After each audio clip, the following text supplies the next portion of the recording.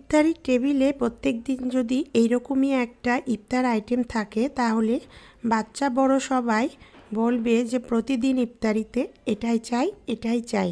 Hello everyone, আসসালামু আলাইকুম। Welcome back to Irin Parvin recipe. আরও একটি নতুন ইফতারি আইটেম নিয়ে চলে আসলাম আপনাদের মাঝে। আর এই ইফতারি আইটেমটা একদম ইউনিক নতুন, যেটা আপনাদের সবার মন ছুঁয়ে যাবে। আমি খুব সহজভাবে সাধারণ উপকরণ দিয়ে এই ইফতারি আইটেমটা বানিয়ে দেখিয়েছি আপনাদের।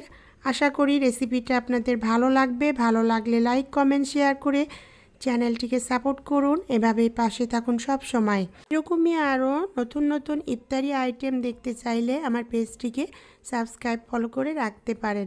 প্রিয় বন্ধুরা, ঠান্ডা লাগার কারণে গলাটা বসে গেছে, ভয়েস দিতে খুব কষ্ট হয়, তারপরও চেষ্টা চালিয়ে যাচ্ছি। ভয়েস বুঝতে সমস্যা হলে ক্ষমার চোখে দেখবেন।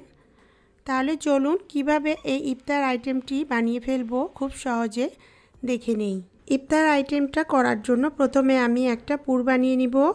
চুলায় একটা প্যান বসিয়ে দিলাম, এখানে পরিমাণ মতো তেল দিয়ে দিলাম। তেলটা যতটা কম দিবেন ততটাই ভালো। তারপর এখানে আমি একটা বড় সাইজের পেঁয়াজ চপ করে নিয়েছিলাম, সেটা দিয়ে দিলাম। পেঁয়াজটাকে ভেজে নিব। আপনারা যারা পেঁয়াজ পছন্দ করেন না বা খেতে চান না, পেঁয়াজটা স্কিপ করতে পারেন। পেঁয়াজটাকে হালকা করে ভেজে নিয়ে এখানে আমি হাফ কাপ কুচিয়ে নেওয়া গাজর দিয়ে দিলাম। আমি গাজরটা ছোট ছোট করে কুচি করে কেটে নিয়েছি। এরপর এখানে সামান্য একটু লবণ দিয়ে দিলাম, দিয়ে এটাকে ভেজে নিব। আর এটা ভাজার সময় চুলার আঁচ মিডিয়াম হিটে রেখে ভাজবো। একটা ঢাকনা দিয়ে ঢেকে এটা কিছু সময় রান্না করে নিব। কিছু সময় পর ফিরে আসলাম।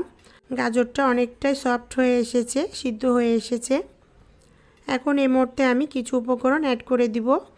আমি আগের থেকেই মুরগির বোনলেস চিকেন 1 পিস, আদা রসুন বাটা, গোলমরিচের গুঁড়ো আর সামান্য একটু লবণ দিয়ে সিদ্ধ করে রেখেছিলাম। সেটা আমি একটা কাঁটা চামচ দিয়ে একদম ঝুরি করে নিয়েছি, সেটা এখানে অ্যাড করে দিলাম। আর এখানে 6টা কাঁচামরিচ আমি কুচি করে নিয়েছিলাম, সেটা দিয়ে দিলাম। ঝালটা আপনারা পছন্দ মতো দিবেন। নেড়ে চেড়ে মিশিয়ে কিছু সময় রান্না করে এখানে হাফ চামচ চিলি ফ্লেক্স দিয়ে দিলাম, হাফ চামচ গোলমরিচের গুঁড়ো দিয়ে দিলাম, হাফ চামচ ভাজা জিরের গুঁড়ো দিয়ে দিলাম। দিয়ে এটাকে নেড়ে চেড়ে মিশিয়ে নিয়ে কিছু সময় এটাকে ভেজে নিব।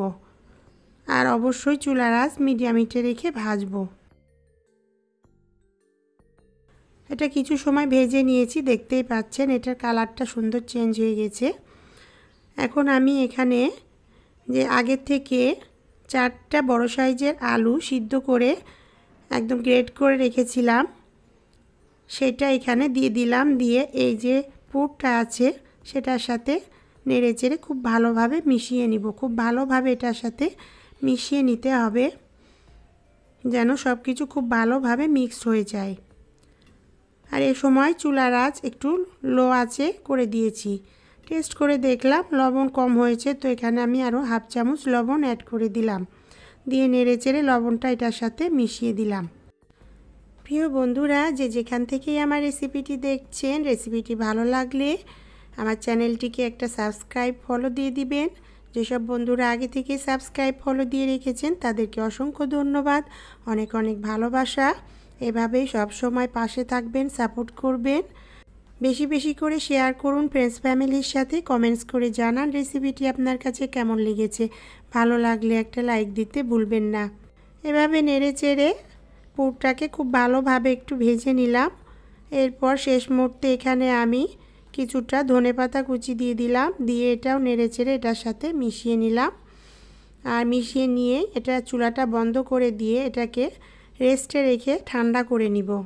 এবার একটা পাতলা ব্যাটার বানিয়ে নিব। এখানে আমি 1 কাপ ময়দা দিয়ে দিলাম। আপনি চাইলে কিন্তু আটা দিয়েও করতে পারেন। কিছুটা ধনেপাতা কুচি দিয়ে দিলাম, সামান্য একটু লবণ দিয়ে দিলাম, সামান্য একটু গোলমরিচের গুঁড়ো দিলাম এবং সামান্য একটু চিলি ফ্লেক্স দিয়ে দিলাম। পরিমাণটা আপনারা কম বেশি করে নিতে পারবেন।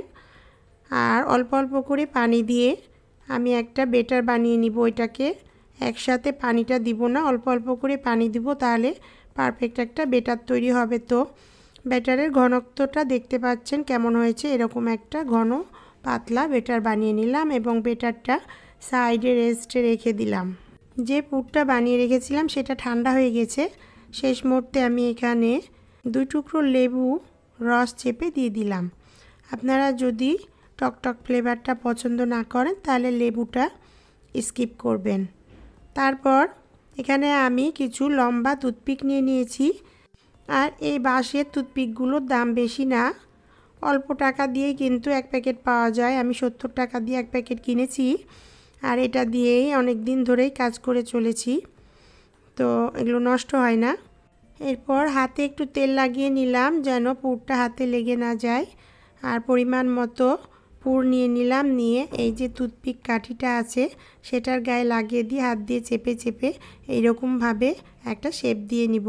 আমি লম্বা করে এভাবে শেপ দিয়েছি, আপনারা চাইলে আপনাদের পছন্দ মতো যে কোনো শেপ এখানে করে নিতে পারেন। তো এভাবে আমি একটু টাইট করে টুথপিকের গায়ে পুরটাকে লাগিয়ে দিব, সেট করে নিব। তৈরি হয়ে গেল এভাবে একটা স্ন্যাক্স। আর আমি ঠিক একইভাবে সবগুলো পুর দিয়ে এভাবে শেপ দিয়ে স্ন্যাক্স বানিয়ে নিব। তো বন্ধুরা, কতটা সুন্দর হয়েছে, লোভনীয় হয়েছে দেখতে পাচ্ছেন এই স্ন্যাক্সগুলো।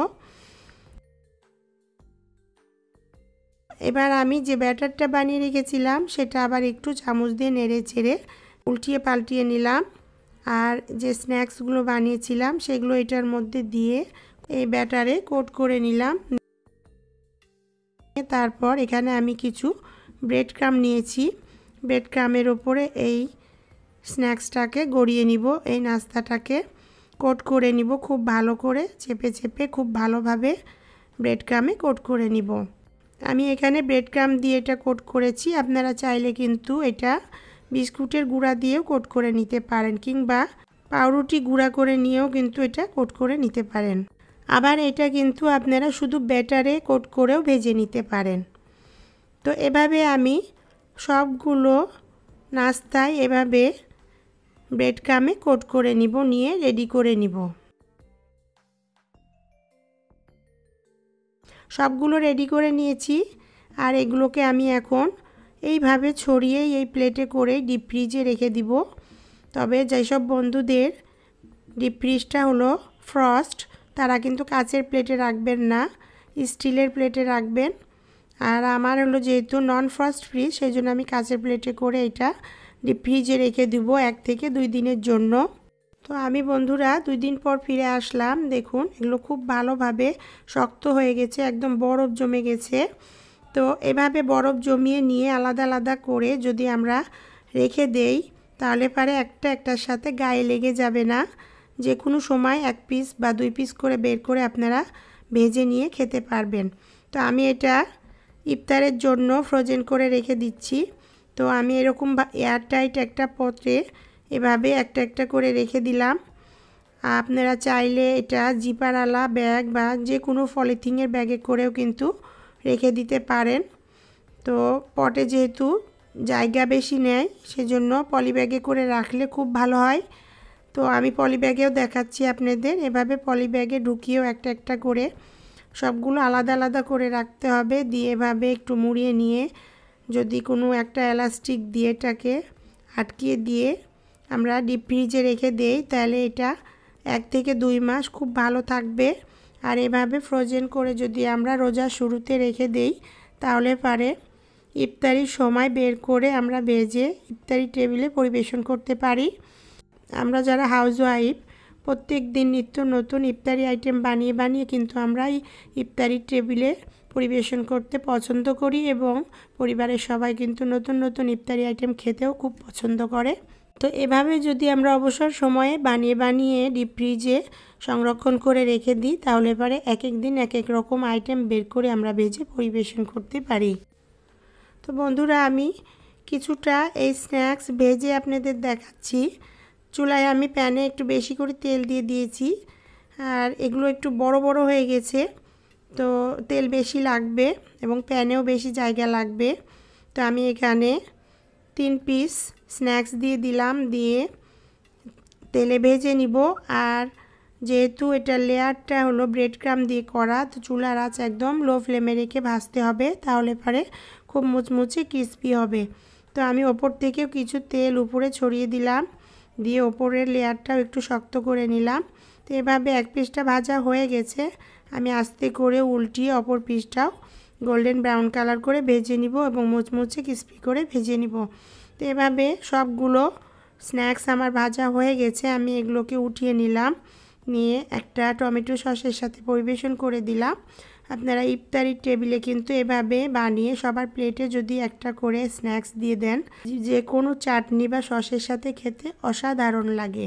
তাহলে বন্ধুরা দেরি না করে আজই আমার রেসিপি ফলো করে এভাবে এই স্ন্যাক্সটা বানিয়ে ফ্রোজেন করে রেখে দিন এবং রমজান মাসে ইফতারির টেবিলে অল্প অল্প করে বের করে ভেজে পরিবেশন করলে আপনারও ভালো লাগবে, পরিবারের সবাই খেয়ে খুব খুশি হবে।